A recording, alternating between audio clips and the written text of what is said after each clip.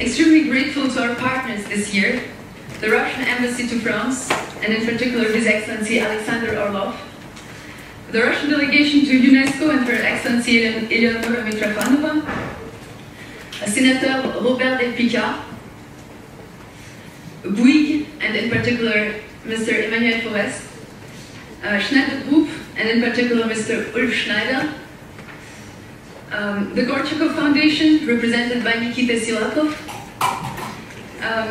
Total, Razek International, and in particular Mr. Patrick Gentil, Lozé et Associés, and in particular Mr. Bernard Lozé, the Franco-German Youth Office, the French-Russian Chamber of Commerce and Industry, the Académie Diplomatique Internationale, United Netherlands Academy, Institut Jean Le Canuel, and Senator Yves Poze-di-Borgo, the Russian Center for Science and Culture in Paris, the National Youth Council of Russia, and One Europe. Thank you for your great help. It's thanks to your help that we can organize this today and this week. Also, I would like to announce that we have two new honorary members who not only support us financially, but really are involved in what we do, give us their advice, help us with their contacts, and we would really thank them to help us this way. And it's Mr. Emmanuel Forest, who is Deputy General Director to European and Institutional Affairs at Bouygues.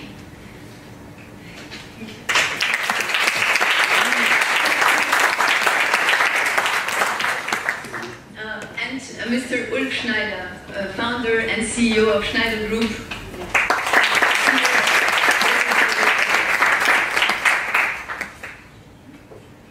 We will be honored to listen to their speech at our third panel discussion today about how economic, technological, and scientific cooperation can be a common ground factor to strengthen ties between countries. The International Youth Forum Greater Europe meetings has gathered some of the brightest and most motivated young people from over 20 countries of the European continent, which will participate in this forum during 1 week. Two schools will be organized. The 2 first days, it will be a diplomatic school, during which there will be a simulation of diplomatic negotiations between the EU, the European Union, and the Eurasian Economic Union. And the goal of this school is to agree on a memorandum of cooperation between the two unions. And the second school will be a project school, and it will give participants the skills, contacts, and opportunities to develop projects that reflect values of our association and are aimed at strengthening cooperation between countries of the Greater Europe. We would like to present you 4 of the projects that have been implemented during the past year, or are being implemented. And I would like to start with the Startup Conference, which we organized in April this year in Berlin. Anastasia Lebedeva. Good morning, dear participants, your excellencies, and dear guests and partners. The conference Greater Europe Startups took place in Berlin this year and was really successful in our opinion. The goal of the conference is to enhance the exchange of innovation and technology between countries of Greater Europe and to motivate young people to start some startups with social goals and to build up international startup teams. So now we will show you a short video how it works. Enjoy.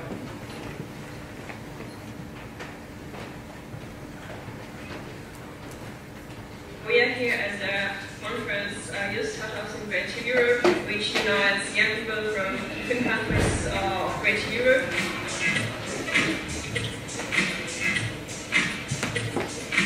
I'm coming from London today. I'm from St. Petersburg, Russia. From Berlin, Germany. I'm recently from Belarus.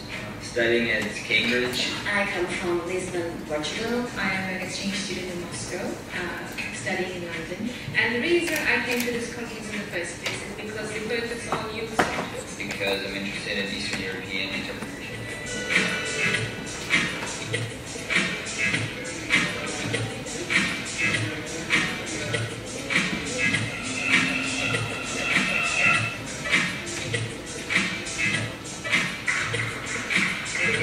Good opportunity to meet people from all over Great Europe.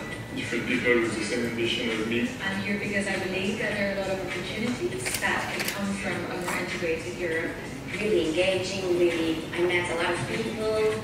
I will be taking a lot of inputs and ideas from here.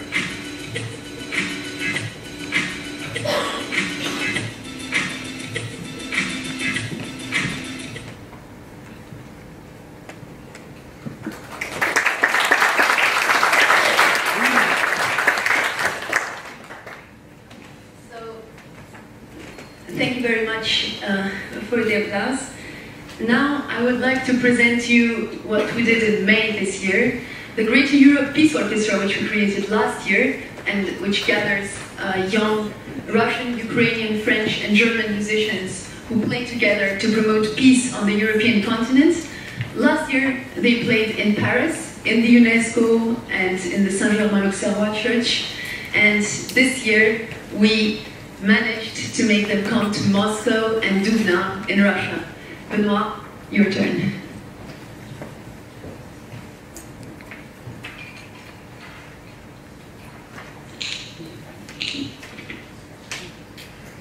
Okay, so thank you very much, Lara. And so yeah, the journey continues, the Greater Europe Peace Orchestra. And after this concert in Paris last year, we managed to organize this real amazing trip in Russia with some of the former members, former musicians, and some new faces. So we had another dialogue between the musicians that was really fruitful. And as you can see here, we had the Tchaikovsky inspiration during this trip, and it was really profound trip. I think that we had two destinations. We had Dubna, the city in the north of the Moscow region, where there is a nuclear research center, and the idea that we wanted to bring is that music and science can spark the creative potential of human beings, and this is really important for us to have these two fields of human knowledge and human practice that are doing things together. So we had the musicians going in the laboratories and in the synchrotrons, visiting and asking a lot of questions that the normal people don't ask, because they are musicians, artists, and they see things that even all the machines can't see. So that was really a good experience, and they could see that really the scientists are really engaged in peace also, and to bring science to the young people. And we organized a concert in Dubna, in the open air with some experiments, scientific experiments before, with old children coming and having fun with some experiments, and then the concert of Tchaikovsky. So this was really a huge experience, and I think we've been there on the it's important. We've been there on the period when you had the Great Patriotic War Victory Day on the 9th of May. So a lot of discussions were occurring on this idea of what it means to have peace today in the Greater Europe and in the world in general. And it was the same period as when you had the Gergiev concert in Palmyra in Syria, and it was really a period when music showed its power, I think, to the world, and we wanted to show it also here. So we had also a concert in the Octiable conference hall. So, as you see, we had a lot of exchanges and the friendship you have there. You have a lot of nationalities involved. You have Ukraine and Russia up there, and I think it's really, really important to have this kind of changes. Then we wanted to go in a diplomatic institution, so the MGIMO University welcomed us for a concert, and we wanted to bring to the young leaders the idea that when it comes to music, you deal with the most profound ideas about man. What is really humanity? What is so special in mankind that you need so much efforts to preserve it from wars and conflicts? And I said, as a provocation, I said, maybe if you imagine Hollande, Merkel, Poroshenko, Putin playing a string quartet together, how would it, would it means as a diplomatic event? And I think it's really important to have this. So we had also a concert in other places. We had the rehearsals in a hotel room. So I think it's also the difficulties of the trips are also very good to it's a challenge. So I think it was a really, really good experience, and we'd like to really extend. We reached Paris, we reached Russia, we reached the two experiences of Greater Europe, so now we have to work on the center. So we would like to go to Berlin in the next phase of the project, and so if anyone wants to help us, it would be really, really great. So thank you, and thank you also to the Russian embassy who helped us a lot to get the visa in time. So thank you very much.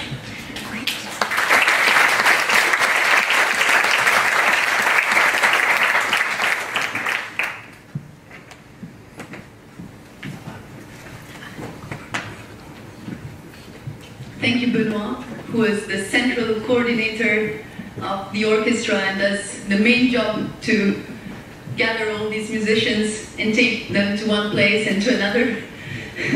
So a special thanks to you, Benoit.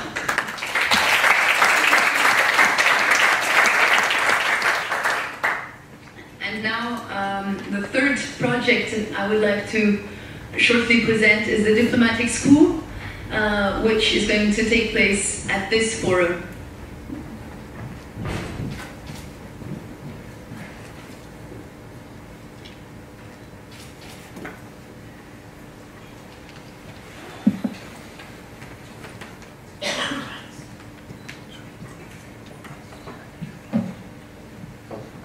And it's Anastasia Zimlinaya who is going to present the school, one of the organizers, initiators of the school. Anastasia is our official representative in Russia and a student at the Higher School of Economics in Moscow. Thank you very much, Laura.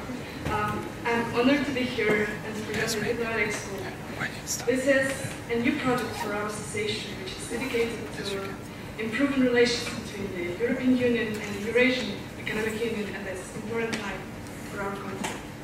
As you know, our association seeks reconciliation of the European continent, and it tries to develop new ways to help this process.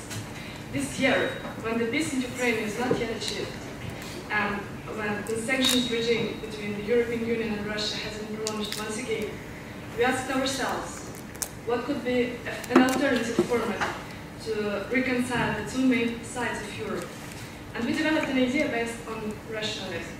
It's somewhat similar to what France and Germany did in the 1950s. So we organized the Diplomatic School, which is based on the idea of reconciliation and of cooperation between the European and the Eurasian Economic Union.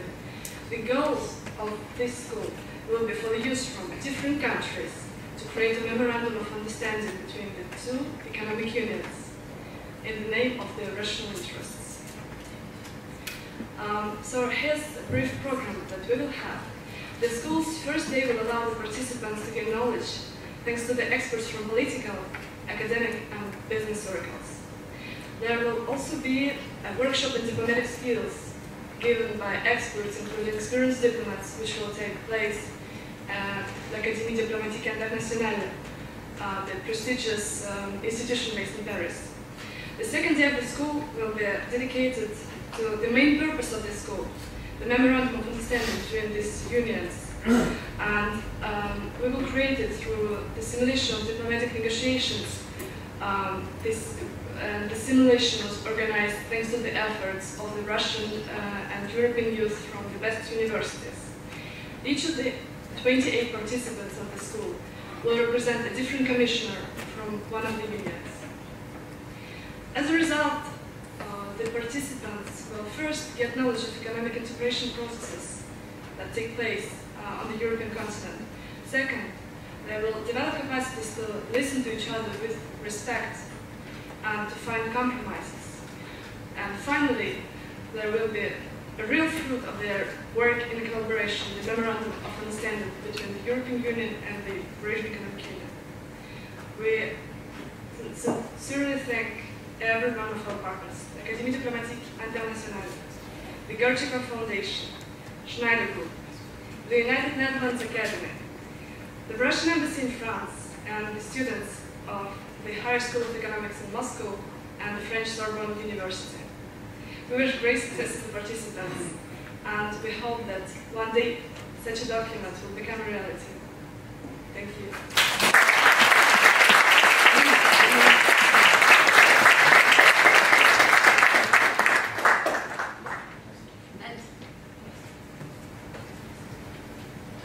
And last but not least, we have a very fun project which is taking place right now. Everyone knows the Tour de France. Well, we organize a kind of Great Europe tour, biking tour. And I would like to ask Ilga from Ukraine, currently studying in Sciences Po, one of the central organizers of Great Europe Bikes, to talk us about this project.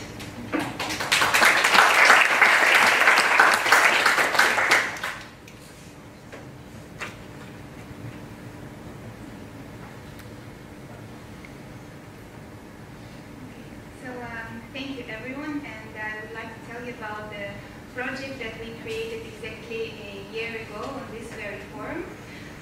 Basically we were 6 people coming from Russia, Ukraine, France, Netherlands, who really were passionate about biking. And we thought, what could be the project that would unite the people from the East and the West, where we could find a common ground. And we actually took the example of the Greater Europe East Orchestra, where they united people with music. And we thought, okay, what if we don't really play instruments? What do we like to do? We like to bike. So we created this path from St. Petersburg to Paris, and we wanted to invite young people who would like to bike this way in parks, meeting each other and exchanging their values. And we chose bikes as our symbol of mobility and friendship and the values that we share. Thanks to Greater Europe, we managed to make this idea come true. And at this very moment, there are people who are biking this way. You can see that they started in St. Petersburg a week ago, and they will make their way through Estonia, through Latvia, Lithuania, Poland, Germany, Belgium, and then they will finish in France in the end of August. And you see they're having a lot of fun traveling. Yesterday, for example, they made a 30-kilometer ride from Riga to Livermore. And then there will be other people joining them on the way. We already have participants from Georgia. And for us, it's been a great success, and we want to thank Greater Europe for making this happen. And we want to invite you to join if you want to know us to bike with us. And good luck with all of the projects this year.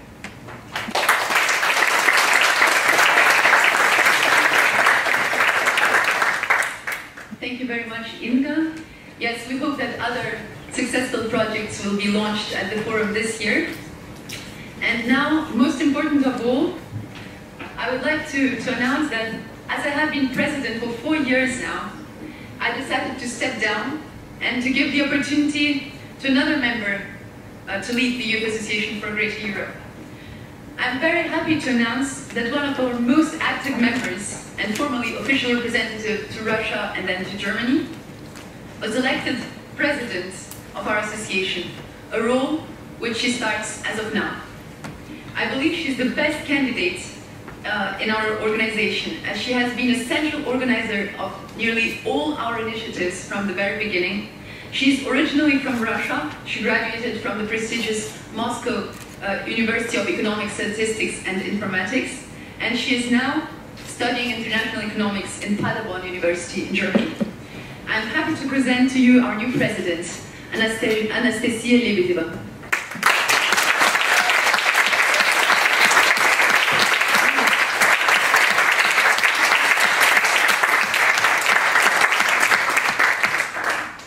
Thank you, Lara. Thank you, everyone. So it's really a great honor for me to talk in front of you today, and moreover to take the presidency of the Youth Association for Greater Europe from Lara Kaute, who is the founder of this initiative, the outstanding leader and a remarkable person. And I thank you for your trust. And as a new president, I promise to do my best for the further development and even greater success of the association. I was a part of it from the very beginning. I deeply love who we are and what we do. We are a platform where everyone is free to lead a constructive dialogue, to exchange opinions on controversial topics, to search for common solutions, to be creative and to learn from each other. As you might know, the Youth Association for Greater Europe hosts 2 large events and around 5 one-day conferences every year. And over 1,000 people from over 30 countries are involved in our activities annually. There are already 6 projects that were developed at Greater Europe meetings and successfully implemented. And for now we have already 4 years of successful experience in enhancing collaboration and understanding on the space from Lisbon to Vladivostok. But also our association is about fun and joy. It's about lifelong friendships between people from different nationalities. Sometimes, of course, it's tough, and it's definitely not easy. It's a full-time job. It's a full-time job that we do together with our studies and with our real full-time jobs. But it is worth it. It is worth it when we see the trust that we created with our hands, when we see the success of our participants, and when we feel the appreciation of our honorable partners, guests and guests. At the moment, the strongest and most active teams are located in France and Russia and in Germany. And during my presidency, I would like to internationalize our presence even further. We also have to reach a new qualitative level through more regular events and sustainable planning. We will aim at creating a regular budget that will allow us to run projects on a regular basis. The Greater Europe meetings will with no doubt remain their main event of the year. But in addition, their Greater Europe Startup Conference will also take place annually in Berlin. Moreover, our goal is to organize at least 2 concerts of Greater Europe Peace Orchestra annually, and to make Greater Europe Diplomatic School and Greater Europe Bikes 2 sustainable and independent projects under the patronage of the association. Of course, we are looking forward to even more brilliant projects that will be developed within the next days by our participants, and then we will be glad to present them to you next year. And now, last but not least, I would like to say a few words about the renewed board of our association. We will have two vice presidents, one from France, Boudoir Vifard.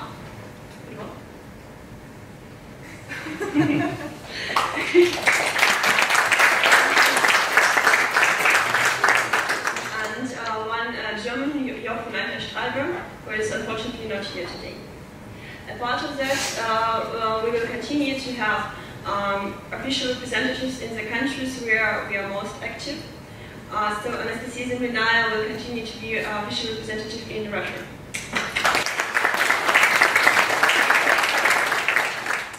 Diana Rajib in France. And Jochen Streiber, together with his vice presidency, will carries the function of official representative in Germany for the moment. Our dear Lara will stay in the organization as the honorary president of their association and will manage the Greater Europe think tank.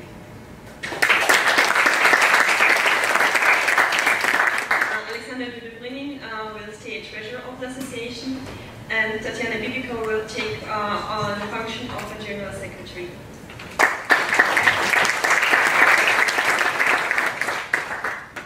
So we already gave a lot of applause to every member, and now we can just thank the whole board for their job.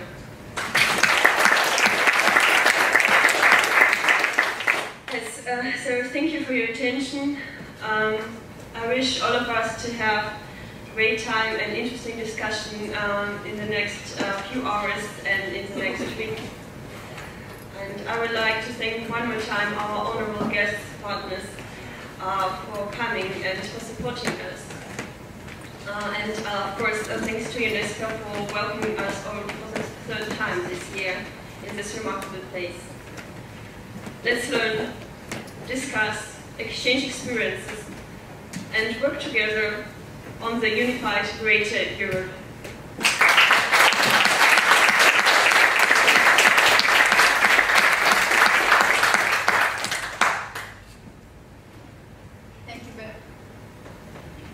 Thank you very much, Nastya, dear president of our association. Now,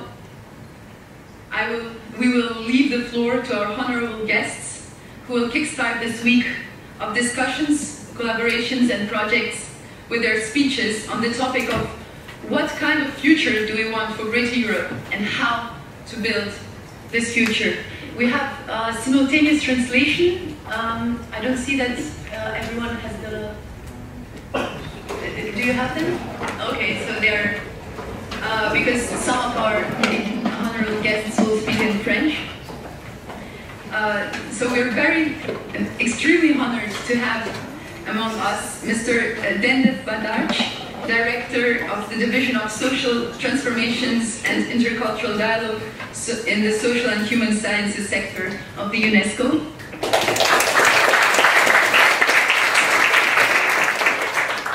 His Excellency Alexander Orlov, Ambassador Extraordinary and Plenipotentiary of the Russian Federation in the French Republic.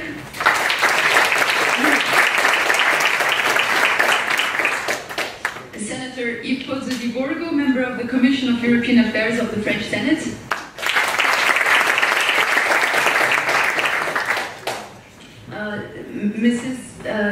Her Excellency Eleonora Mitrofanova, Ambassador and official representative of the Russian Federation to UNESCO.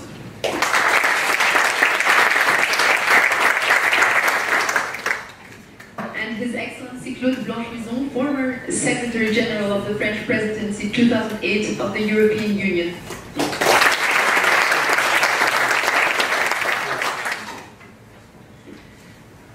So, Mr. Director, if you would like to start. Thank you very much.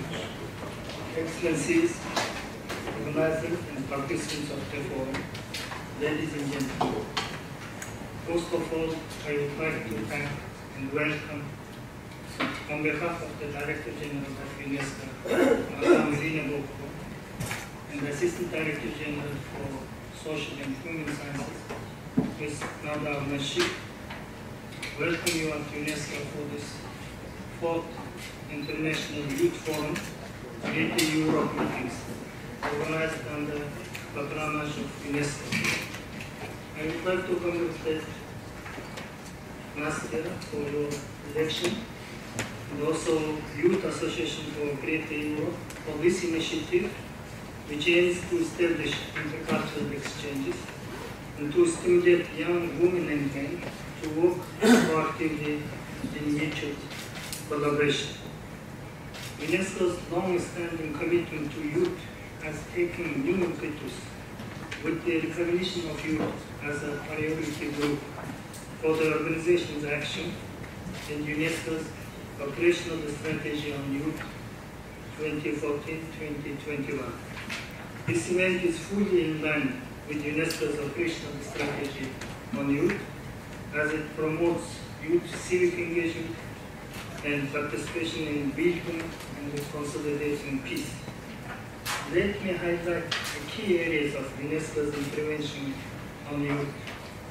UNESCO applies a comprehensive and future-oriented vision, recognizing youth as the agents of change, social transformation, peace, and sustainable development. UNESCO-wide vision on youth operationalized through 3 complementary and transversal axes of work, which guide programmatic action identified on the basis of existing competences within UNESCO. First, UNESCO encourages young women and men to engage in policies and programs affecting them, capitalizing their creativity, knowledge, innovation, and potential to drive change. The UNESCO Youth Forum, for instance, takes place every 2 years, inviting young women and men to collaborate to influence the organization's approach on youth and lead the action in their communities. Second, UNESCO works with member states and youth development actors, including youth organizations such as this Association for the Greater Europe, on a variety of interventions to provide an enabling environment that can equip youth skills and competencies to go through 4 major interconnected life cycles, transitions: continuing to learn, starting to work, exercising citizenship, and developing healthy lifestyle.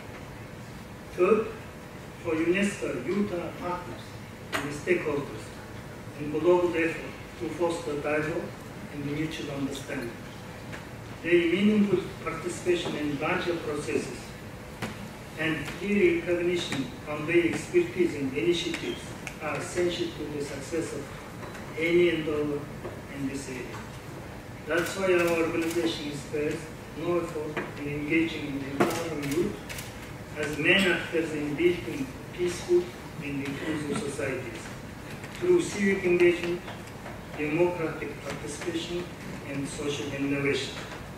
And successful example of how such dialogue can work is the network of Mediterranean Youth Project, funded by European Union, aiming to empower young women and men of 10 countries in the southern and eastern Mediterranean through capacity building programs, advocacy, and awareness raising campaign about women and constitutional rights and information sharing networks.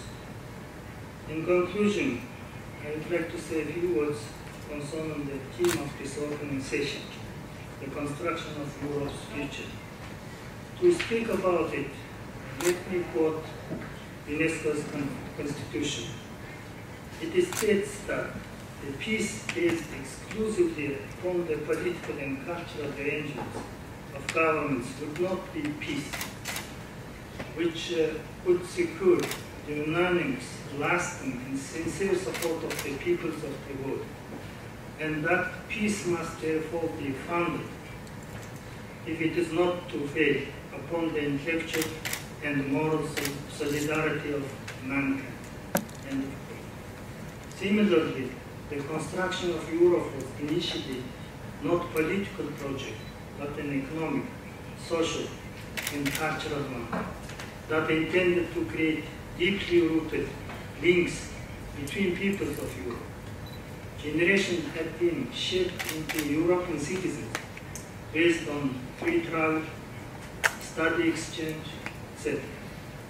Our success at Unesco, as well as success of Europe, therefore, is based on the capacity to enhance the linkages between and to mobilize the power of people in society while maintaining the political engagement of national authorities.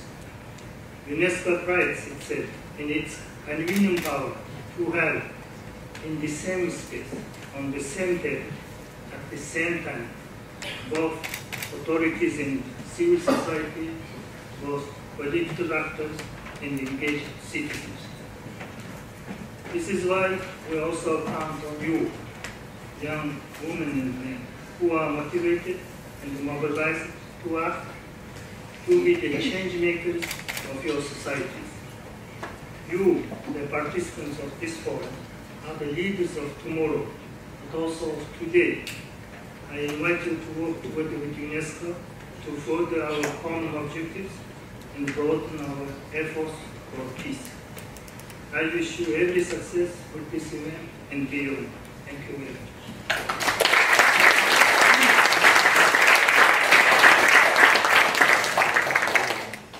Thank you so much, Mr. Denis Bagach, for your inspiring speech. This statement about peace in Europe and the role of youth in building this peace is very inspiring for our participants. Thank you, and one more time, thank you for your welcome. And now we are glad to proceed with the speech of the Senator Esposo de Bambo, member of the Commission of European Affairs of the French Senate.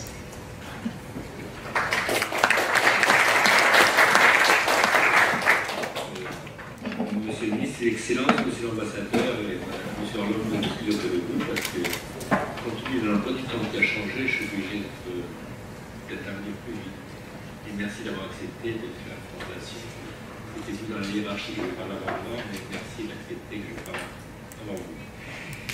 La question qui nous réunit ce matin, c'est de l'avenir de l'Europe et depuis le 23 juin dernier, comme prisonnière des suites du référendum britannique. L'enjeu symbolique est immense, puisque c'est la première fois depuis 60 ans qu'un État membre décide de se retirer. Les principes historiques qui présidaient ainsi à la construction européenne s'en trouvent affaiblis.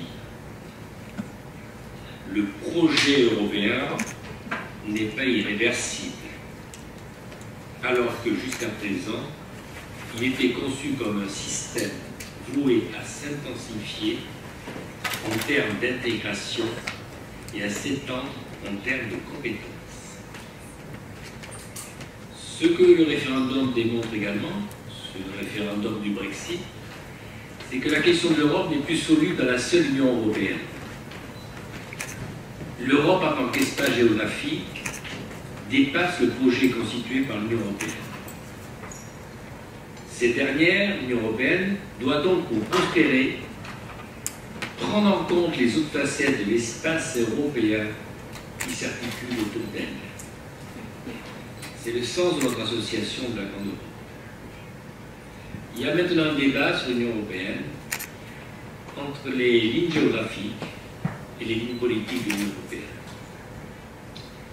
Du fait du Brexit, il y a évidemment les frontières de l'Europe qui changent. Il y a l'Union européenne à 27, et le Royaume-Uni maintenant qui est un partenaire. Il y a la Russie et la Turquie. Et les Européens de l'Union européenne doivent comprendre que la Grande Europe est l'échéance de la réflexion de tout changement. L'Union ne pourra faire l'économie, et j'en viens sur l'affaire de l'Angleterre, l'Union ne pourra faire l'économie d'un partenariat britannique qui soit suffisamment étroit pour pallier aux conséquences économiques et financières du monde primaire. Elle ne peut non plus faire l'économie d'un effort particulier pour affirmer l'efficacité et la nécessité de la construction européenne. Ce n'est plus un modèle immuable. Il s'agit d'une réforme institutionnelle prévisible, peut-être un nouveau traité. Cela est certes nécessaire, mais ça ne suffira pas à épuiser la question. L'avenir de l'Europe ne se joue pas au sein de la seule Union européenne. Si l'organisation est incontournable, elle n'est pas développement. Sur un plan plus stratégique, il y a d'abord la Russie. Quelles que soient les réserves que d'aucuns peuvent formuler quant à la politique menée par les pouvoirs publics russes, il est évident que l'avenir de l'Europe et de l'Union européenne n'est pas pensable sans y faire une place substantielle à la Fédération de Russie. Une simple carte géographique suffit à l'illustrer. Le territoire européen est le prolongement occidental de l'Eurasie. Et la Russie est aussi européenne que l'est l'Union européenne. La crise ukrainienne a pu faire ressurgir ça et là des réflexes de guerre froide forgés au siècle dernier. Et nous sommes au XXIe siècle. Pour autant, il serait anachronique et aberrant de laisser entendre que la Russie sera l'adversaire de l'Europe, comme l'OTAN a eu trop tendance à le faire certaines fois. Au contraire, la Russie appartient à l'espace européen au sens large du terme. Nous partageons des objectifs stratégiques communs. Nous partageons de puissants intérêts économiques et les liens historiques entre la Russie et de nombreux pays de l'Est européen ne sauraient être oubliés. A fortiori, je crois indispensable de forger une véritable politique russe du côté français qui soit davantage marquée par une logique inclusive. Le président Sarkozy l'avait compris dès 2008 et à Saint-Pétersbourg en 2010, il avait parlé d'un espace économique commun, idée qui a été reprise récemment par lui-même à Saint-Pétersbourg, également par la chancelière Merkel et M. Steinmeier, le ministre des Affaires étrangères. L'importance de nouer une relation directe entre Vladimir Poutine est nécessaire. Le président Hollande, dans le cadre du format Normandie, qui a conduit au processus de Minsk sur les affaires de l'Ukraine, a également bien compris l'importance d'intégrer la Russie à la table des négociations. Et la Russie est incontournable dans toutes les affaires du monde. Que ce soit en Syrie, que ce soit dans les négociations sur l'Iran, que ce soit dans le Haut-Karabakh, et que ce soit dans toutes les affaires du monde. N'oubliez pas que la Russie, et n'oublions pas que la Russie est un membre permanent du Conseil de la sécurité de l'ONU, et c'est une garantie de la stabilité de nouveau monde du XXIe siècle. Que récemment, nous avons pu voir revenir la question d'Orient sur le devant de la scène à la suite de la tentative du coup d'État en Turquie. C'est la troisième frontière de l'Union européenne. Cet événement dénote une trouille manifeste au sommet du pouvoir. La réponse apportée dans sa dimension répressive est également particulièrement inquiétante. En effet, la suspension de la Convention des droits de l'homme annoncée par la Russie va au-delà de ce que la France a pu faire à la suite des attentats de novembre récemment. En effet, et vous n'ignorez pas, le 4 novembre 1950, la Convention des droits de l'homme a été instituée. Elle a été ratifiée, elle a été signée par 47 pays, dont la Russie et la Turquie. Elle a été ratifiée, notamment le protocole 6 et 13 contre la peine de mort, a été ratifié par les 46 pays, dont la Turquie. La Russie n'a pas ratifié, mais il y a en Russie un moratoire là-dessus. Dès lors, il est inquiétant de voir la Turquie. Je vous rappelle d'ailleurs que cette Convention des droits de l'homme ne peut pas être signée par les États-Unis, qui est soi-disant un modèle démocratique. Les États-Unis ont la peine de mort chez eux, donc ils ne peuvent pas signer la Convention des droits de l'homme de 1950. Dès lors, il est inquiétant de voir la Turquie s'éloigner progressivement du modèle démocratique européen, alors qu'elle demeure un pays incontournable de cette grande Europe que nous devons construire. L'Europe est donc confrontée, et vous-même, l'association de la Grande Europe, vous êtes confrontés à plusieurs séries de choix historiques. L'Union européenne n'a pas le monopole de l'Europe, mais elle en demeure néanmoins le cœur économique et historique, qui est presque moral. Ça, il est en parenthèse. Pour s'affirmer comme cœur politique de la Grande Europe continentale, elle doit apprendre à nouer des liens solides avec les grands partenaires continentaux, Royaume-Uni, Russie, Turquie. L'Europe, comme l'Union européenne, sont donc un tournant historique de leur construction. Il faut sortir d'une vision trop bruxelloise du sujet. Depuis des millénaires, l'espace européen est un vecteur d'innovation, de civilisation et de liberté. L'Europe est plus grande et plus profonde encore que la seule Union européenne. Le tournant, et je termine, le tournant de l'après-Brexit changera l'Union européenne, mais c'est aussi l'occasion de consolider une vision plus large de l'Europe. C'est la responsabilité de notre génération, c'est la responsabilité de l'association de la Grande Europe, et ce sera le devoir et l'exigence qui pèsera sur la prochaine, à savoir sur vous peut-être, les jeunes Européens. Je vous remercie de votre attention.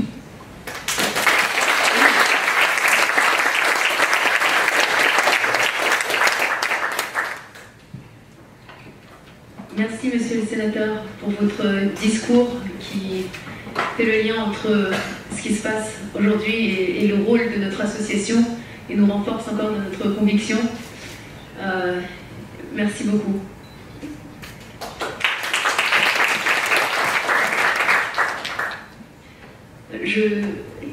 Vous pouvez y aller. Dans ce cas, nous allons vous... Ah d'accord. Eh bien, j'aimerais maintenant passer la parole à monsieur l'ambassadeur Alexandre Wolf. Merci beaucoup Lara.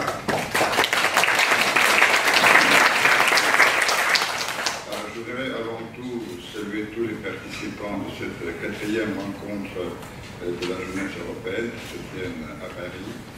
C'est un très beau projet qui vit déjà depuis 4 ans. C'est un projet qui est un fruit d'une initiative vraiment populaire. Et je remercie beaucoup tous les partenaires qui ont vu l'importance de ce projet pour apporter tout leur concours pour la poursuite des travaux de cette belle association des jeunes pour la Grande Europe. Alors, j'ai attentivement écouté tout ce qu'on a dit avant sur l'organisation de vos travaux, le concept, comment vous allez passer ces semaines ici en France. Et je crois que tous les choix ont été vraiment bons. Tout d'abord, je crois que si vous allez vous pencher tout spécialement sur l'expérience franco-allemande de la réconciliation en Europe, c'est vraiment un très bon exemple, puisque nous pensons, et moi en tant qu'ambassadeur, je crois que les relations franco-allemandes, c'est vraiment un modèle pour développer des relations bilatérales en Europe et bâtir ces relations à partir de la jeunesse. Et l'expérience de la jeunesse de l'Office de la jeunesse franco-allemande, pour nous, est un bon exemple que nous devons non pas copier, mais développer dans les relations entre la Russie et la France, mais aussi entre la Russie et l'Europe tout entière. Et vous, en quelque sorte, votre association, vous êtes des précurseurs de ce travail, puisque vous-même, par vos projets tout à fait concrets, vous réunissez la jeunesse, les forces vives de l'Europe pour construire le continent dans lequel il sera agréable à vivre. Une grande importance est aussi attachée à la question économique, ce qui est à mon avis tout à fait logique, puisque l'économie, la coopération économique, c'est la base sans doute de la réunification de la Grande Europe, mais je voudrais faire attention que le projet européen, ce n'est pas le projet uniquement économique. Et je crois que si aujourd'hui l'Europe communautaire, l'Union européenne, connaît des problèmes, c'est parce que justement, c'est l'économie qui menait le bal en quelque sorte, c'est l'économie qui était au centre de la préoccupation des dirigeants, et on a oublié le rôle politique, puisque je crois que la construction européenne, avant tout, c'est un projet politique, et il faudrait redonner de la politique à ce projet pour qu'il puisse retrouver un deuxième souffle. Alors, le sujet de votre premier débat, quel avenir pour l'Europe et comment le bâtir? Moi, je dirais que l'avenir que je vois pour l'Europe, c'est un continent spécifier un grand espace commun économique de l'Atlantique au Pacifique. Alors, je crois que c'est une nécessité, mais aussi c'est une chose que beaucoup de dirigeants européens perçoivent et comprennent. Mon ami sénateur du Borgo s'est référé à Nicolas Sarkozy, qui a parlé de ce grand espace 2012, mais avant, déjà en 2008, il en a parlé à Evian, lors d'une grande conférence internationale. On peut revenir au général de Gaulle, qui parlait de l'Europe atlantique jusqu'au Ural. On peut parler aussi, revenir à des propos du président Poutine. Je crois que tous les dirigeants intelligents voient que c'est une perspective, il n'y a pas d'autre. On doit réunir l'Europe, cette grande civilisation européenne, autour d'un projet politique qui pourra résoudre les problèmes qu'on a eu avec l'Ukraine, avec certains d'autres pays, qui étaient placés devant un choix impossible, choisir entre la Russie et l'Europe. C'est ça, cette alternative impossible qui a provoqué tout ce qu'on a vu après en Ukraine. Alors, comment parvenir à cette Europe spécifique et pacifiée? Je crois qu'il faut faire tout simplement le contraire de ce qu'on fait aujourd'hui. C'est-à-dire, il faut cultiver la coopération dans tous les domaines, promouvoir les échanges de toutes sortes, avant tout entre les hommes et les femmes. Vous savez, il y a une formule consacrée dans l'acte final d'Helsinki, les contacts entre les hommes. Bien sûr, il faut aussi promouvoir les contacts entre les femmes, d'autant plus que je constate que les femmes jouent un rôle plus actif que les hommes pour construire l'avenir de l'Europe. Il ne serait-ce que de regarder cette salle et puis la présidence de votre association.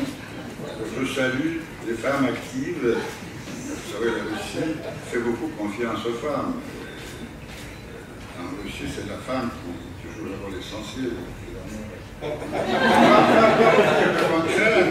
Et je crois beaucoup à la femme, alors force pour construire justement cette Europe pacifique. Alors, il faut aussi promouvoir les contacts humains, développer l'esprit du respect mutuel et de l'amitié, fédérer toutes les forces positives de l'Europe autour des projets et des objectifs communs. Il faut en finir avec la politique de bloc, avec une volonté de domination et d'hégémonie. Alors, vous me diriez que j'ai brossé un tableau idéaliste. Je suis d'accord, en partie, mais quelle est l'alternative? L'alternative, c'est l'enfoncement du monde dans la logique de confrontation, tout azimut, on le voit aujourd'hui, même avec les sports. L'enfoncement dans la haine et de la violence, la montée permanente des tensions, avec à la fin une nouvelle guerre mondiale. Il n'y a pas de choix, il n'y a pas d'autre alternative. Et là, nous devons être courageux pour voir cette vérité en face. Alors, pour empêcher ce scénario catastrophique, il faut que les peuples, qui sont les seuls souverains légitimes, reprennent l'initiative et imposent à leurs dirigeants leur vision de l'avenir de leur pays, de l'Europe et du monde. Ce qui s'est passé en Grande-Bretagne. Je crois que ce n'est que le début d'un grand processus politique qui va prendre force en Europe. Alors, le rôle essentiel revient sans doute à la jeunesse, d'où l'importance de votre forme. On a besoin de votre enthousiasme, de votre énergie pour bâtir la grande Europe dont nous rêvons tous. Voilà, en quelques mots, le message que je voudrais bien vous envoyer. Je voudrais aussi qu'on pourrait dialoguer entre nous, échanger, puisque je crois les sujets qu'on a mis comme le sujet principal de ce premier débat nous interpellent tous, et je voudrais qu'il y ait une discussion aussi. Il y aura après quelques questions, je serai prêt à répondre. Merci de votre attention.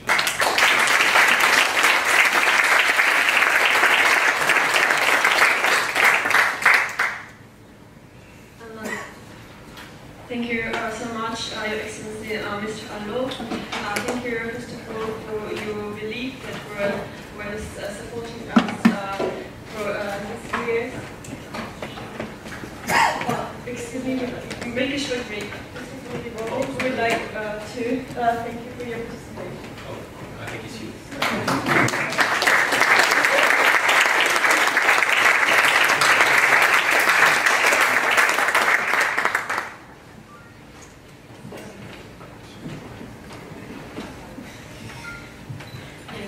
So I will continue.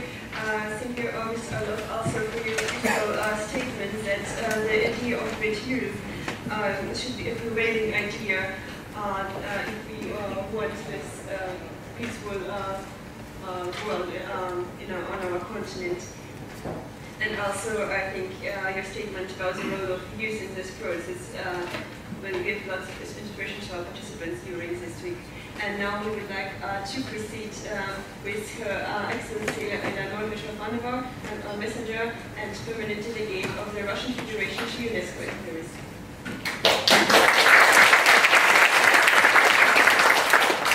Thank you very much, dear colleagues, dear friends, dear representative of this association. I have the honor to be here with you because previous times, unfortunately, at the same time it was some important events on the margin of UNESCO and I couldn't participate. So first of all, I would like to appreciate the fact that the International Youth Forum Greater Europe meetings for the third time in a row is opened in the walls of this esteemed organization. I hope that this is more than just a good tradition. It's gratifying that the world's largest humanitarian organization, providing for the forum its patronage and the whole of its headquarters, thus implements one of its cross-cutting priorities, to work for the youth. I would like to express to you, Mr. Badarch, as to the representative of the Director General of UNESCO, as well as to UNESCO administration and the Secretariat represented by you, our sincere gratitude for your interest in today's event and necessary support provided to it. It's encouraging that the members of the Greater Europe Association themselves have an interest in UNESCO. Certainly, this is not only explained by its authority and status. Also, it's already a good sign and testifies to the credibility and visibility of the organization. More important is that you show interest in its program activities, such undergo changes today in the light of the 2030 Sustainable Development Agenda. I'm glad that last autumn representatives of the association took part in the 9th UNESCO Youth Forum held on the margins of the General Conference of the organization, and that a number of musicians of the Great Europe Orchestra, a project announced in these walls at last year's event, took part in a concert. I hope that your association's cooperation with UNESCO will continue. It is from the perspective of collaboration between the association and UNESCO I would like to approach the topic of this morning meeting: how do we see the future of Greater Europe and how to build this future. But for a start, how do we see her now?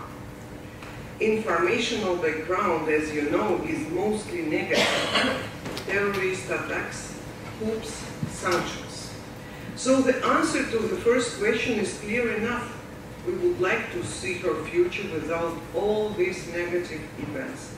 Of course, it is more difficult to imagine specific forms of her bright, I hope, future, and to reach consensus between numerous actors on its equally numerous forms.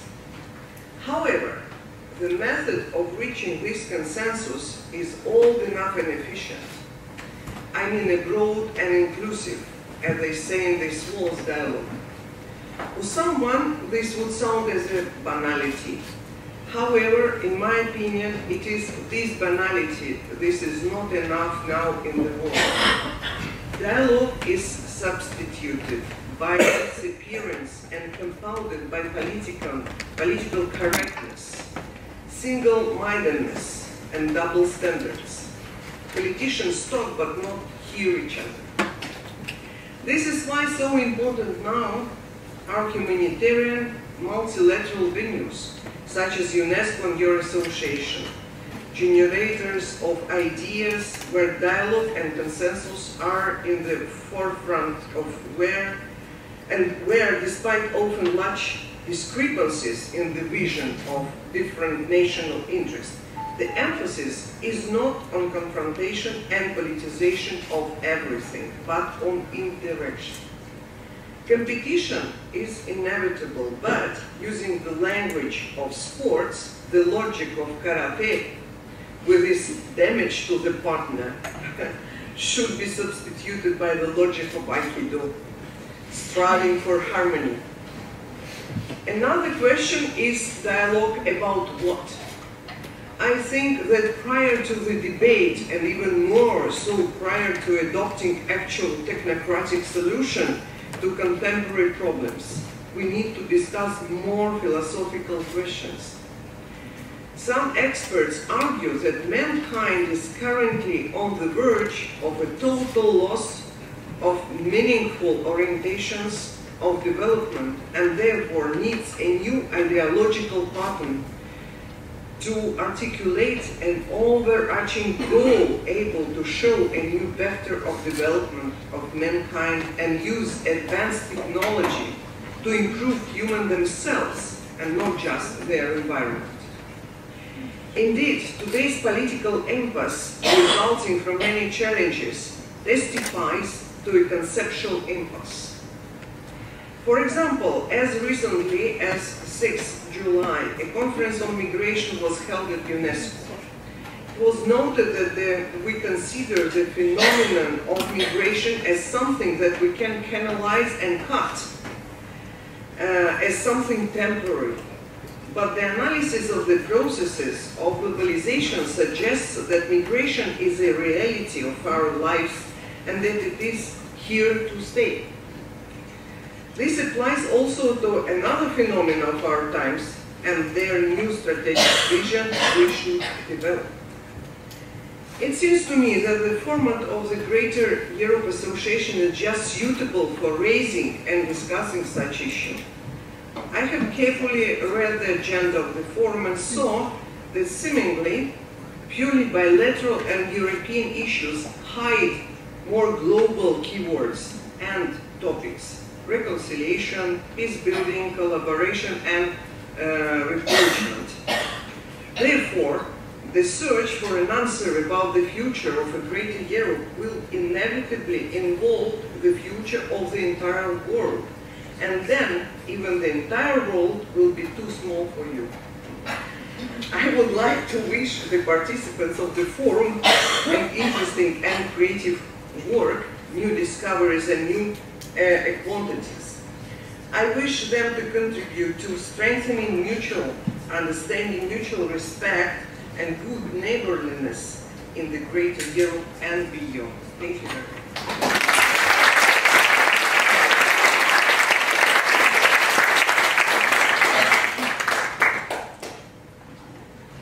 Thank you, Mrs. Eleonora Mitrofanova, for highlighting the global stakes of Greater Europe and for bringing and for showing us that we need to change the usual approach that we have towards each other. And I hope we'll manage with people, with participants in this forum who have really different opinions politically and about international relations.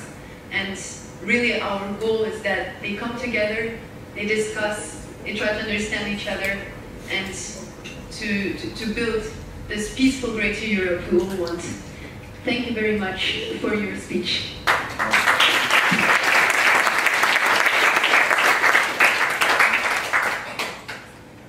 And now I would like to give the floor to Ambassador Claude Blanche-Maison, who was formerly Secretary General of the French Presidency 2008 of the European Union, and also who was French Ambassador to Russia.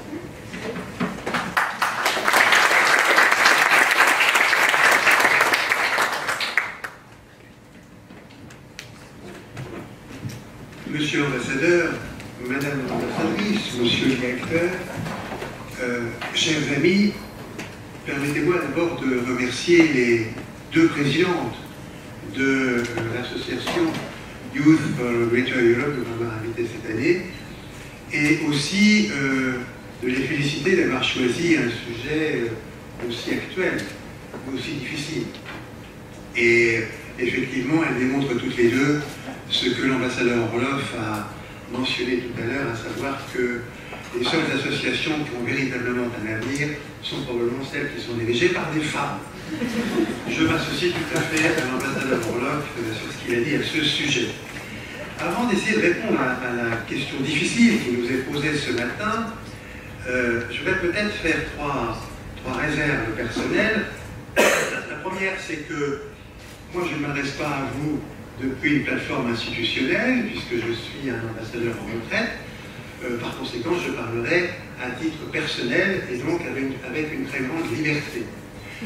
La deuxième réserve, c'est que un diplomate a souvent la fâcheuse habitude de considérer que tout sujet international peut avoir une solution. Et que, dans le fond, avec un peu de volonté, la diplomatie peut tout résoudre. Et nous pensons en effet, peut-être c'est un défaut professionnel, que la guerre est l'échec de la diplomatie. Et donc nous sommes partisans de la diplomatie. Et troisième remarque préliminaire, par formation, moi je considère que pour être compétitives, les entreprises ont besoin d'un vaste marché. Qu'elles ont besoin d'être sûres des règles du jeu. Et que tous les agents économiques ont besoin d'un état de droit et d'une justice indépendante.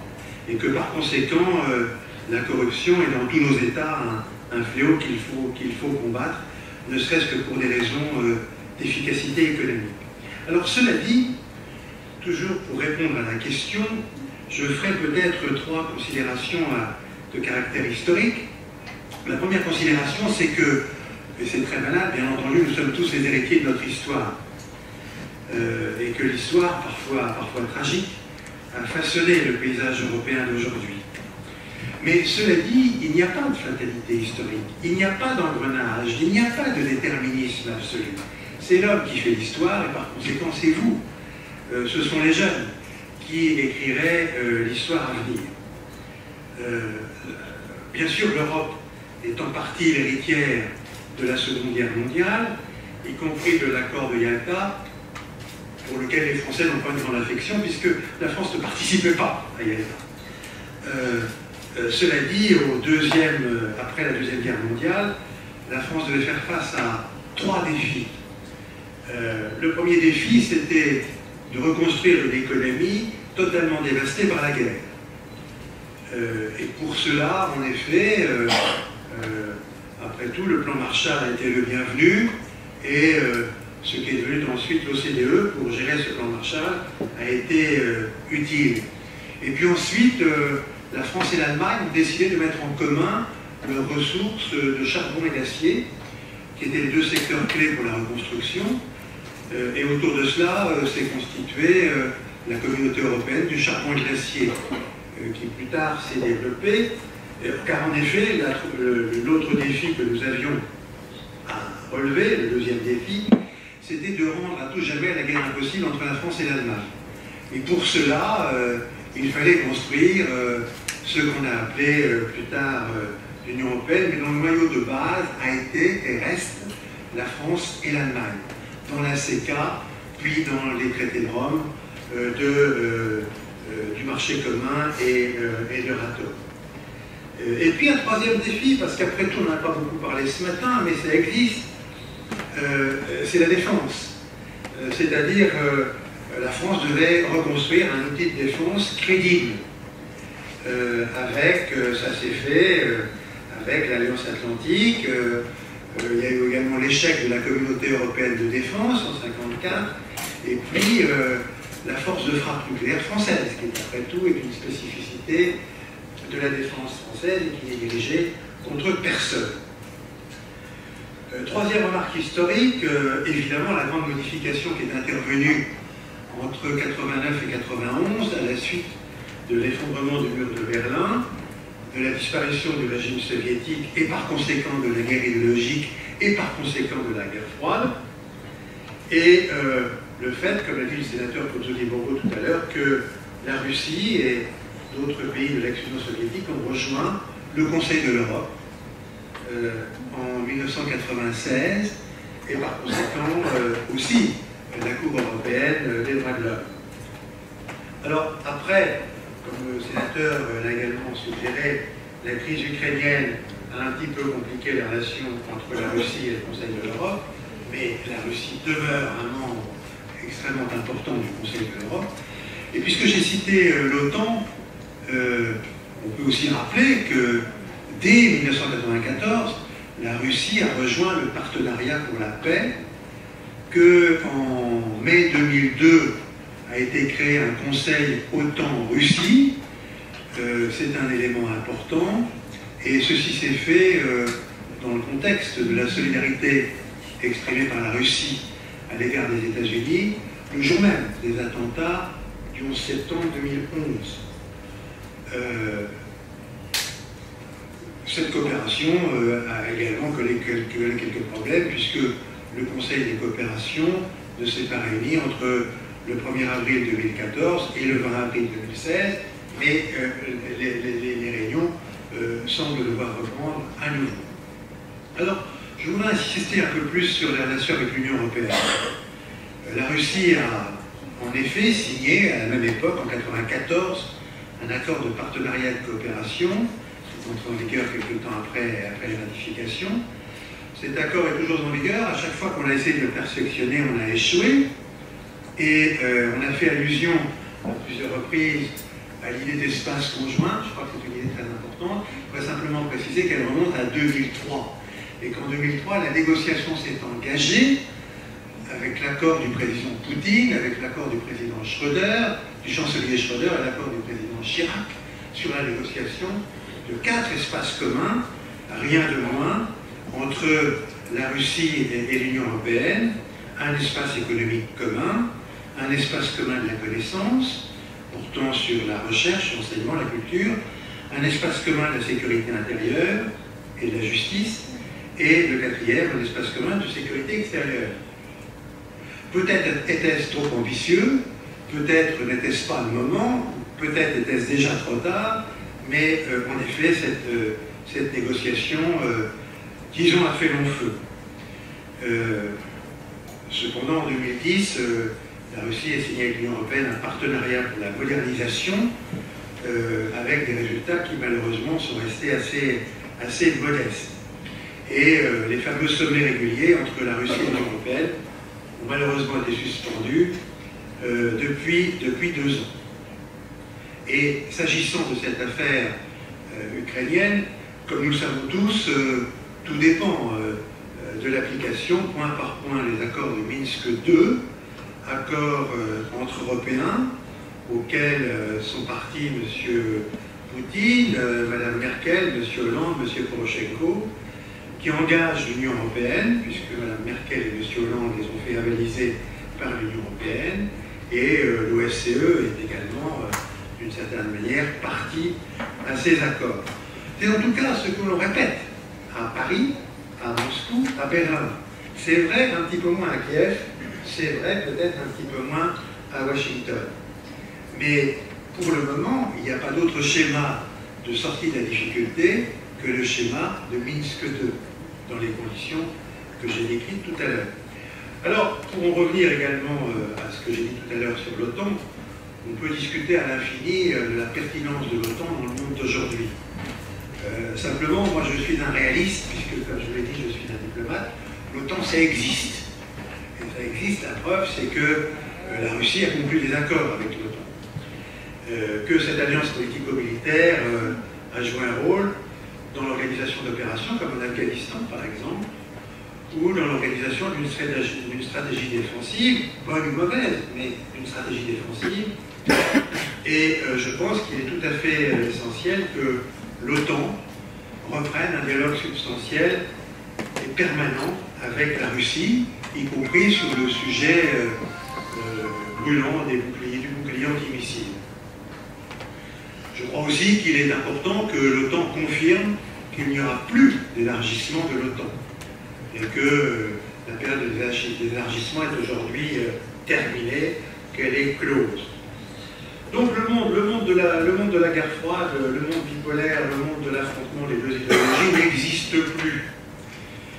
Il n'est pas impossible que certains veuillent le reconstituer, qu'il y ait des nostalgiques du monde bipolaire, après tout c'était plus simple, et que les conservateurs de tout poil cherchent à ressusciter ce genre de tension. Je pense que le devoir des jeunes comme vous, et le devoir de la société civile plus généralement, est d'empêcher ces manœuvres d'aboutir.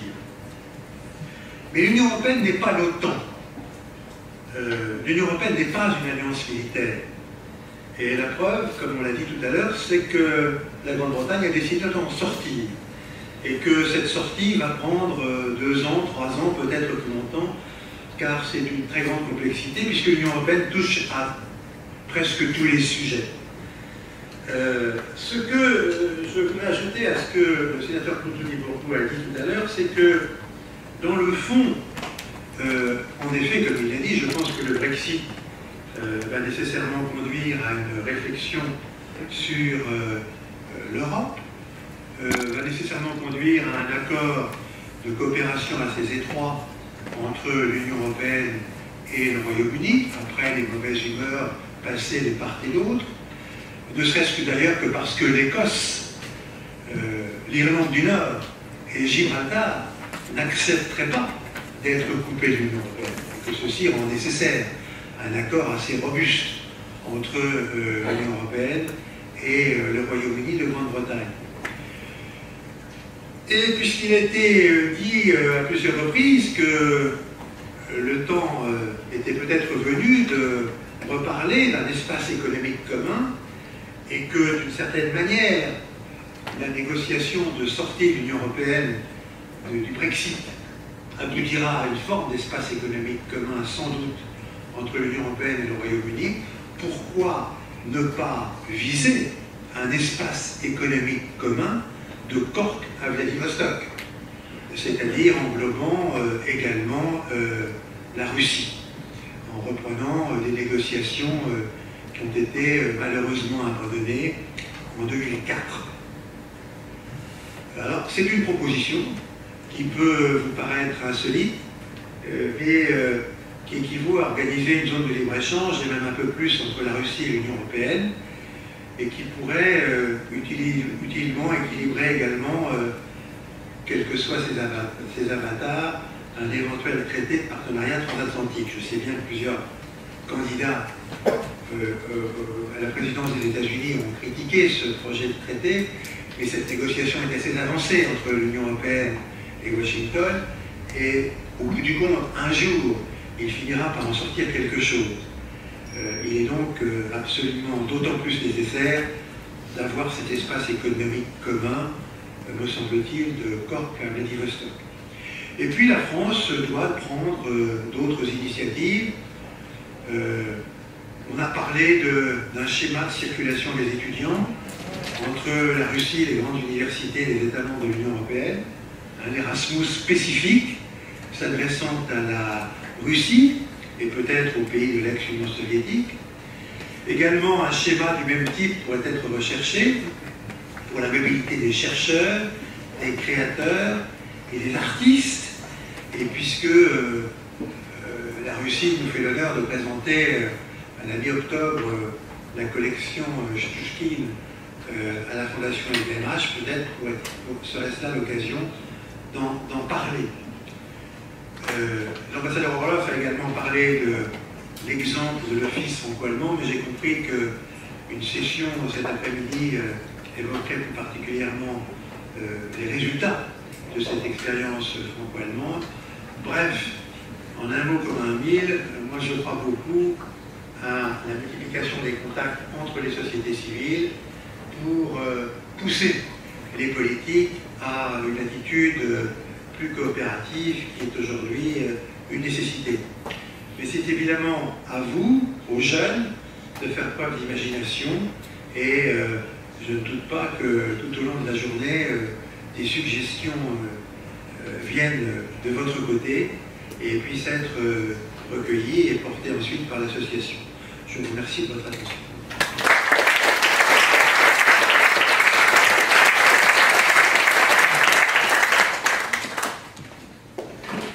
Thank you a lot, Mr. Manchman, for your speech and for giving us this valuable historical perspective and also highlighting your own vision how we could guarantee a future peace on the European continent.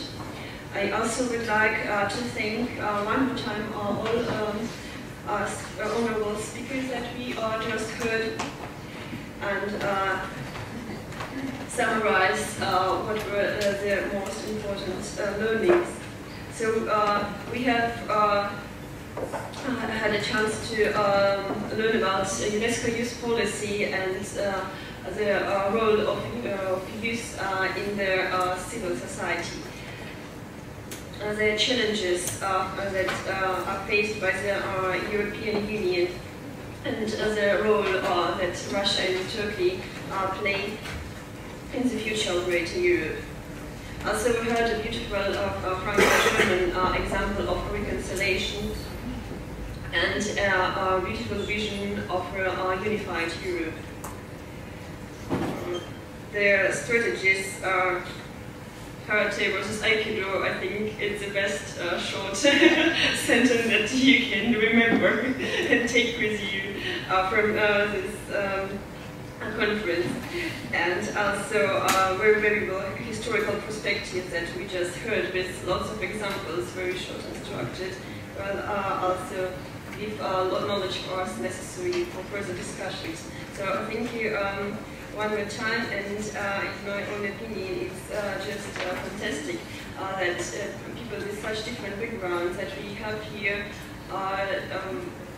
everyone had mentioned this common vision of Greater Europe and mentioned that this idea should prevail on the European continent in order to maintain and guarantee future peace. So now I think it's time to give words to our audience, and we will have one round of questions. First we will collect the questions, and then the questions will be answered. So please present yourself, try to be short and clear. You're welcome.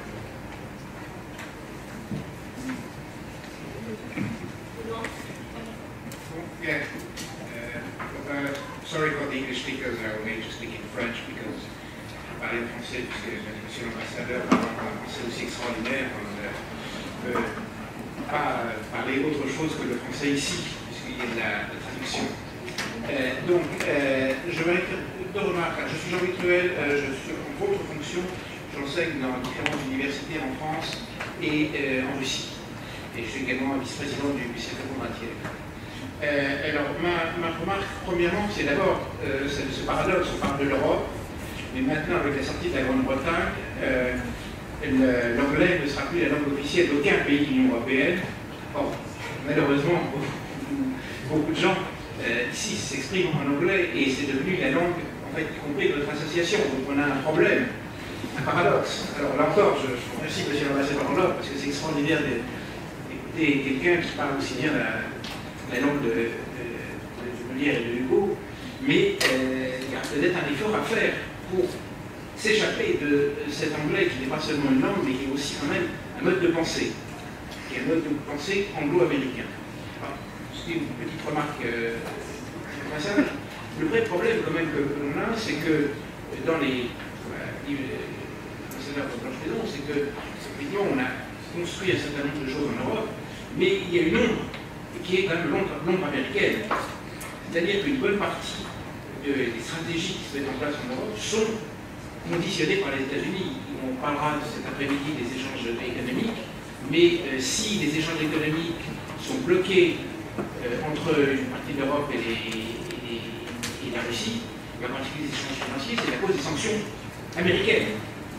Donc, comment peut-on essayer de sortir de cette situation, d'autant plus qu'il y a quand même une ombre encore plus importante aux États-Unis, c'est que on a un candidat totalement atypique, qui est de l'intro, qui a des valeurs qui sont complètement les valeurs qui sont en fait nos valeurs communes en Europe. Donc comment essayer de reconstruire ces valeurs en Europe, surtout avec ce risque d'avoir une Amérique encore moins prévisible et plus isolationniste et probablement plus dangereuse. Merci beaucoup, Monsieur Trouel. J'aimerais demander s'il y a d'autres questions, de vraiment poser des questions. Il ne reste pas énormément de temps et j'aimerais que nos intervenants aient le temps de répondre comme ils le souhaitent. Voilà, donc Benoît, tu as une question? Oui, Benoît Odile, fondateur du Greater Europe Peace Orchestra. J'ai une question aussi qui va un peu dans ce sens-là, qui est la question de M. Orlov, vous avez parlé du problème d'une escalade vers peut-être une guerre mondiale. Je pense que c'est important de montrer qu'il y a quand même un enjeu à ce niveau-là. Donc la question que j'aurais à poser, c'est quel est l'avenir, disons en termes de sécurité commune entre l'OTAN et la Russie? Est-ce qu'il faut dissoudre l'OTAN et faire une organisation qui soit sous l'égide des Nations Unies? Est-ce qu'il faut continuer à avoir ce conseil OTAN-Russie qui accentue en fait les dialogues, etc. Comment est-ce qu'on Merci beaucoup. Est-ce qu'il y a d'autres questions? Are there any other questions? Yes, please. Thank you. Yavan Strajkovic from Southern ONU Association for the Southern ONU, which is Southern for the United Nations. I am asking a question to Mr. Orlov, so I will ask it in French. Le discours idéaliste que vous tenez résonne beaucoup avec moi. Je suis d'origine serbe, qui est vécu et qui a toujours été élevé en France, et dont l'espace économique européen, dont aussi avec lequel on parlait M. Blanche-Maison, résonne beaucoup. Mais ce qu'il y a, c'est que comment croire en cet idéalisme, malgré, en ne faisant pas de fatalisme historique, comment croire en cet idéalisme face à ces logiques justement de confrontation dont l'élite politique ne semble pas se détacher et au contraire semble s'attacher au lieu de s'en détacher.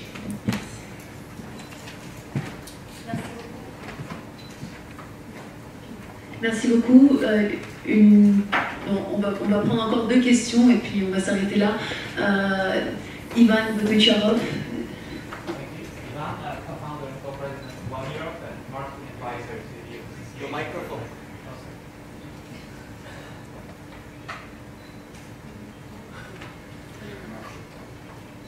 Sorry.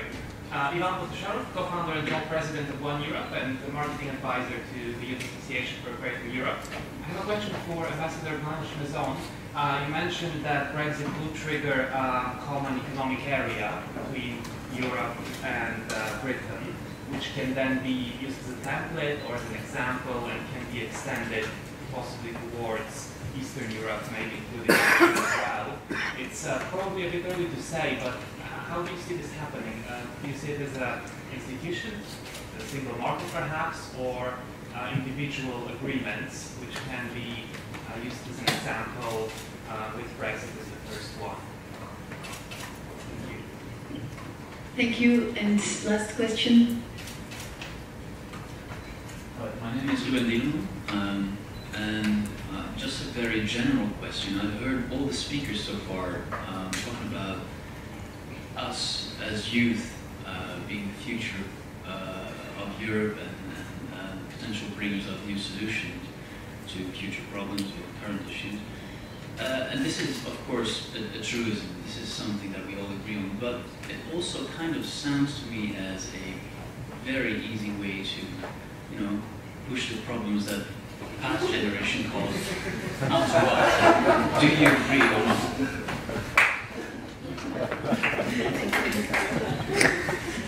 Thank you. So now I give the floor to our honorable guests. Alors peut-être que je commencerai par répondre parce qu'il y a beaucoup de questions. Certaines questions qui ont été adressées à moi. Tout d'abord, je voudrais dire que, bien sûr, comme la plupart de vous, j'ai étudié l'anglais à l'école, à l'institut, mais si je ne le pratique pas, c'est justement pour échapper à ce mode de pensée anglo-américain. Je préfère parler français, mais j'ai compris ce que c'est bien. Alors, à mon avis, bon, pour réagir aussi sur Trump, on en parle beaucoup puisqu'il y a des congrès des républicains, des démocrates aux États-Unis. Moi, je crois, la Russie, la position officielle, c'est sans doute que nous allons travailler avec celui qui sera élu par le peuple américain. Sans doute, on n'a pas d'autre choix. Mais personnellement, j'ai quelques préférences pour Trump, avec toutes ces fantaisies qu'il peut avoir, un homme américain, culturel, avec beaucoup d'ambition, mais il nous donne au moins la chance de sortir des sentiers battus de la guerre froide, parce qu'on sait très bien qu'avec Hillary Clinton, l'avenir sera très sombre. Elle va continuer, même pour le pire, la politique qui est suivie aux États-Unis depuis Bush père, fils et Saint-Esprit. Alors, au moins, ça donne une chance d'échapper à cette, je ne dirais pas catastrophe, mais à cet prolongement de confrontation à laquelle on assiste depuis des années et des années. Et pour exemple, je dirais qu'il y a eu un autre homme qui dirigeait les États-Unis, Ronald Reagan, qui n'était pas non plus un politicien, un homme politique professionnel, c'était un grand acteur avant, puis il était sans doute un gouverneur d'un État des États-Unis, mais il n'a pas été dans ce sérail des hommes politiques et des femmes politiques des États-Unis qui professent toujours la même chose. Et là, je crois qu'au moins ça donnera une chance à un renouveau, et je crois que Trump, son côté fort, c'est un pragmatique, c'est un réaliste. Il sait qu'il faut toujours s'entendre. On n'est pas endoctriné. Parce que le plus dangereux, ça je dis aux jeunes, c'est d'être endoctriné. Vous devez avoir une liberté d'esprit.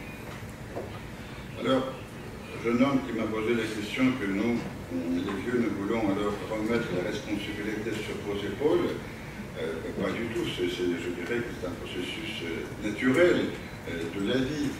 Nous avons fait ce qu'on a pu faire. C'est à vous maintenant d'apprécier, on voit que ce n'est pas du tout parfait. Je ne pense pas que vous non plus, vous n'allez pas réussir à faire le monde parfait parce que ça n'existe pas. Mais au moins, vous devez toujours vous souvenir que le monde vous appartient. Et ce n'est pas uniquement des paroles. C'est vous qui allez construire le monde dans lequel vous allez vivre. Et si dans mes propos liminaires, je parlais de la souveraineté du peuple, je crois que c'est ça qui est le plus important dans un pays démocratique, bien sûr, parce que chaque fois, on repasse par les urnes. Ce sont les électeurs, des gens qui choisissent leur gouverneur, leur dirigeant, leur président. Et il faut s'en souvenir. Et c'est pourquoi je crois que finalement, le dernier mot doit appartenir au peuple. Et on l'a vu ça en Grande-Bretagne avec les Brexit. Parce que je crois qu'une partie des Britanniques n'ont pas voulu cette Europe communautaire qu'on connaît. Ils n'ont pas voulu que quelqu'un à Bruxelles, qu'ils ne connaissent même pas, décide de leur sort. C'est un paradoxe. Et je crois que maintenant, il y a sans doute il y aura une grande discussion sur l'avenir de l'Europe, de l'Union européenne. Moi, je pense qu'il faudrait moins de l'euro que plus de l'euro. Puisque ma crainte, c'est que maintenant, des gens qui ont tous terminé la Sciences Po, l'ENA, ils ont tous les mêmes idées dans la tête, ils vont dire, ah là là, il faut donner encore plus de l'Europe, il faut s'intégrer davantage. Non. Je crois que les réactions des Britanniques étaient contre ce degré d'intégrisme qu'on a atteint, d'intégration qu'on a atteint en Europe. Je crois qu'il faut redonner aux États membres leur place, construire une Europe des nations. C'est qui a été préconisé par le général de Gaulle. D'ailleurs, le général de Gaulle, comme vous le savez très bien, se méfiait beaucoup des Britanniques. Il y a eu raison, on l'a vu. Alors, c'est un vaste sujet. Je ne vais pas reprendre le monopole du micro. Je crois que j'ai répondu à peu près à des questions qui m'ont été posées. Je passe la parole à ami et collègue Jean Blanche-Maison pour d'autres questions.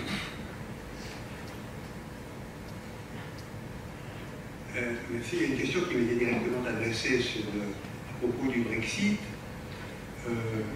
Bien sûr, ça va être une négociation très difficile et très longue, qui n'a pas commencé, puisque, comme vous le savez, le gouvernement britannique a décidé d'attendre avant d'envoyer la lettre officielle disant que nous voulons sortir de l'Union européenne.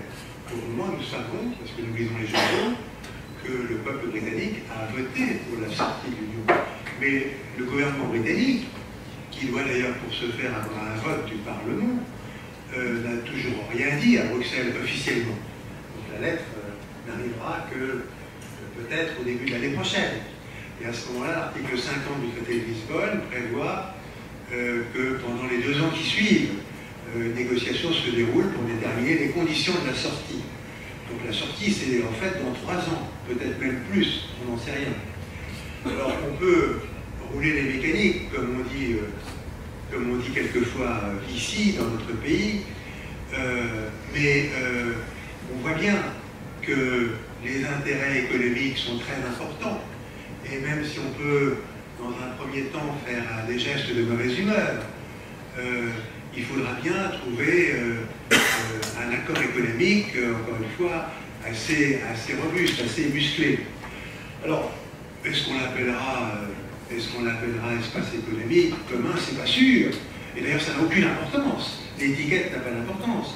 Actuellement, il y a un accord de type espace économique commun avec la Norvège, parce que la Norvège avait négocié son adhésion et le traité n'a pas été ratifié, puisque le gouvernement à l'époque a soumis ce traité à référendum et que le peuple norvégien a répondu non. Donc le traité est déjà entré en vigueur, mais évidemment pour des raisons économiques, d'un côté comme de l'autre, on a estimé utile de négocier un traité qui va assez loin dans la définition d'un espace économique. Le traité britannique, moi je ne peux pas en préjuger, ça sera une négociation très difficile, bien entendu, qui sera menée par les 27 États membres et la Commission, sur la base d'un certain nombre de demandes britanniques, et on verra bien. Pour le moment, c'est très prématuré d'en parler. Ce que je me permettais de dire tout à l'heure, c'était simplement de faire un point politique. Après tout, moi je ne suis pas très heureux du Brexit, personnellement, mais il y a beaucoup de gens qui sont heureux du Brexit, et manifestement, dans la salle, il y en a quelques-uns. Moi je ne suis pas très heureux, mais c'est comme ça. Et donc, il va falloir faire avec, et ce que je dis, c'est qu'au bout du compte, ça fournit sans doute une opportunité. C'est-à-dire ça fournit une opportunité politique pour rebondir. Parce qu'il va y avoir des négociations très difficiles, encore une fois, entre les clauses économiques et les clauses de liberté de circulation des personnes, par exemple. Et puis les clauses qui feront que la City continuera à être la place financière la plus importante de l'Europe, ou pas. Mais à un moment donné, il peut être utile pour le gouvernement français de dire il faut que nous réfléchissions par ailleurs, c'est un autre sujet, à un espace économique commun, ou quelque chose qui aura un autre nom, peu importe, avec la Russie, et avec un certain nombre d'autres pays voisins de la Russie. Et à ce moment-là, ça sera aussi un élément, un facteur dans la négociation, qui d'ailleurs pourra intéresser aussi les Britanniques. Mais il ne s'agit pas d'avoir une négociation unifiée, bien entendu.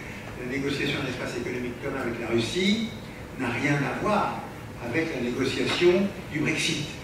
Simplement, ce que je dis, c'est que le Brexit fournit une opportunité politique pour rebondir et remettre sur la table une idée de ce genre. Donc, voilà ce que j'ai dit. Sur la francophonie, puisque j'ai la parole, là aussi, moi aussi, bien sûr, je suis tout à fait partisan de la francophonie. Cela dit, je dirais à mon ami le professeur Cruel que, comme il le sait, puisque nous sommes tous dans plusieurs universités, ou à Sciences Po, ou ailleurs, à faire des cours, pour sélectionner les meilleurs étudiants, on est bien obligé, temporairement, de mettre la francophonie dans notre poche et de les sélectionner dans la langue qu'ils parlent le plus souvent pour avoir les meilleurs, c'est-à-dire en anglais. Donc en effet, avec le Brexit, la langue officielle de l'Union européenne, tant mieux, mais ça ne veut pas dire pour autant que l'anglais disparaîtra. Parce que les grandes universités, qui sont maintenant concurrentielles, voudront sélectionner les meilleurs candidats, et pour sélectionner les meilleurs candidats, il faut le faire en anglais. et c'est ce que font un certain nombre d'universités russes aussi. L'expérience montre d'ailleurs qu'après quelques mois passés dans le pays en question, dans le pays de destination, la France en l'occurrence, les très bons étudiants sélectionnés dont je parlais apprennent la langue, apprennent le français et deviennent excellents francophones. C'est donc une bonne affaire. Donc pas de dogmatisme sur l'aspect linguistique, même si la francophonie est en effet une très grande affaire pour nous. Merci.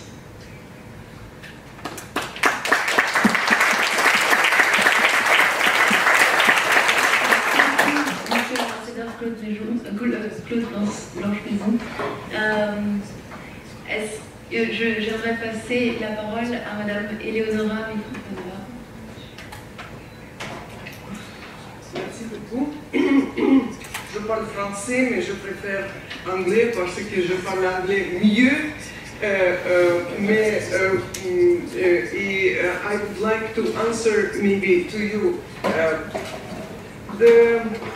the fact that English is more the spur divided language is natural. It's a little bit more easy in day-to-day, speech and. But I don't think that all the people who speak English, like not their native language, think like Americans. It doesn't mean that we translate, absolutely not. And in these walls, normally the people who are working in Unesco speak two languages, but we understand both languages well, but speak that language that we speak better. I would like to speak in general that the problem of these conflicts of today, which for the moment we can't stop, in my opinion, is laying in more and more deep material, have deep roots, more deep roots, because the struggle for domination in the world is going on, and this phase is very, very heavy for the moment, because everything what we see, the sanctions against Russia, it means that Europe trade, they canalize to another direction, to United States mostly, investments, etc., etc.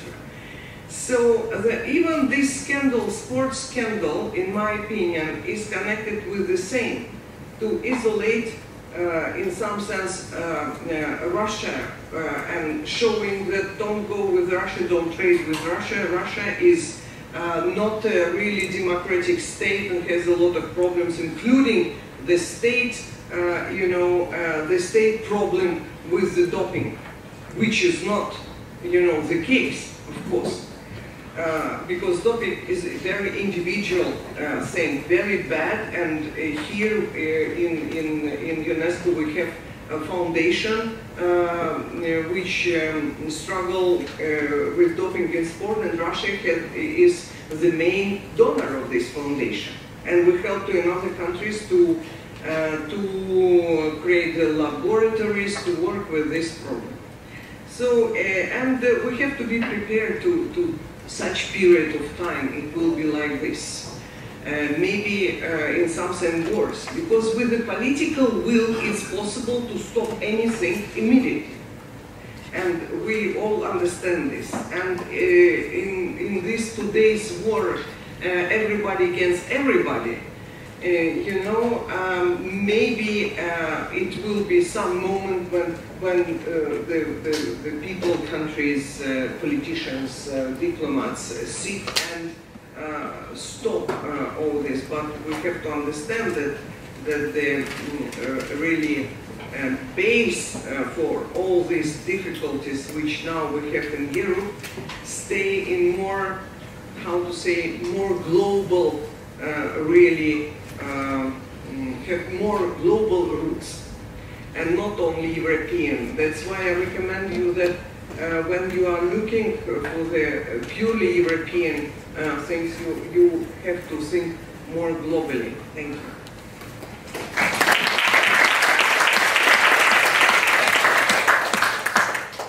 Thank you so much, Mr. Mikrofonova and Mr.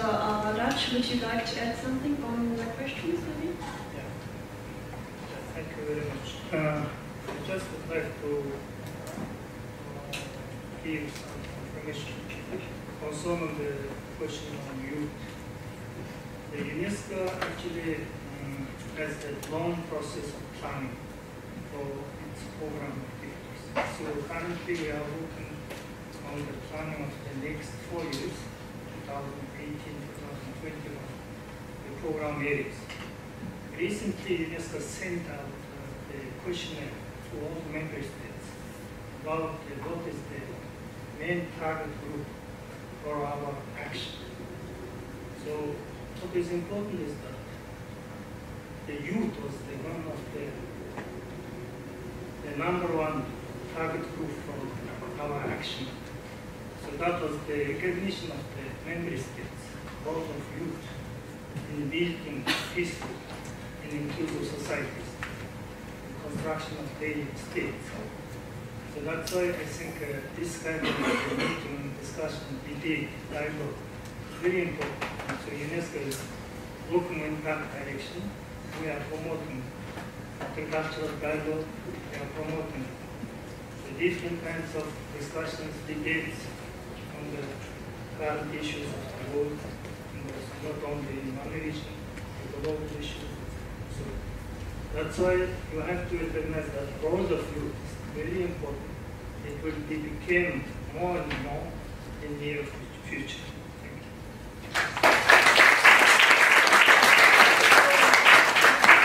Included the program for 1821, this format, to be UNESCO format.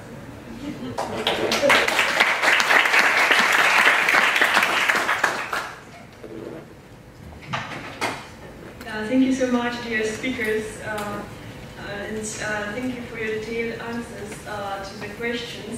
And moreover, we're deeply thankful to you that you spent your highly valuable time with us and not only shared your unique knowledge and experience, but also really gave a chance to our participants to ask questions and try to ask them to answer to this question in very detail. I think it's their best start for a forum and lots of inspiration for the next week. So now we would like to give you a small present and a thanks letter for your active participation and support. Thank you so much. Thank you, Mr. Badat.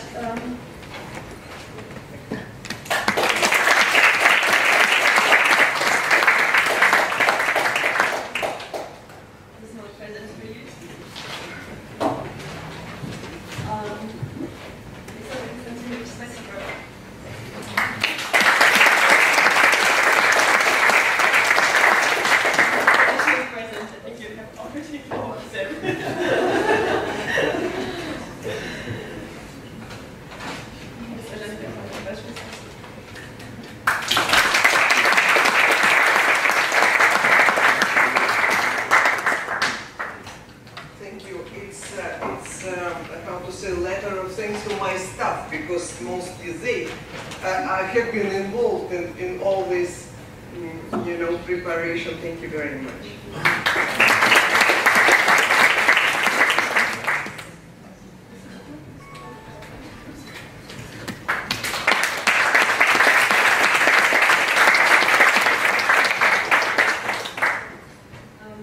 Yes, and as Mrs. Mitrofanova mentioned, we of course would like to thank also the staff of UNESCO who, and of course of the Russian delegation to UNESCO who were permanently helping us, and of course also the representatives of the Russian embassy in France who, our best partners, always supporting us, and to every one who spent time and effort to make this happen. And of course to you for coming today, thank you.